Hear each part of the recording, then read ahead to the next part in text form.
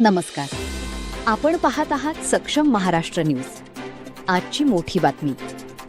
नांदेड जिल्हा मध्यवर्ती सहकारी बँकेच्या संचालकपदी प्राचार्य राजेंद्र केशवे यांचा दणदणीत विजय झाला असून नांदेड जिल्हा मध्यवर्ती सहकारी बँकेच्या संचालक मंडळाच्या निवडणुकीसाठी रविवारी शांततेत मतदान प्रक्रिया पार पडली. या निवडणुकीत तब्बल 95.54% मतदान झाले असून जिल्ह्यातील 16 पैकी 8 मतदान केंद्रांवर 100% मतदानाची नोंद झाली. यापूर्वीच 11 संचालक बिनविरोध निवडून आले होते. उर्वरित 12 जागांसाठी 26 उमेदवार निवडणुकीच्या रिंगणात होते. एकूण 1344 मतदारांपैकी 1284 मतदारांनी आपला मतदानाचा हक्क बजावत लोकशाही प्रक्रियेत सहभाग नोंदवला.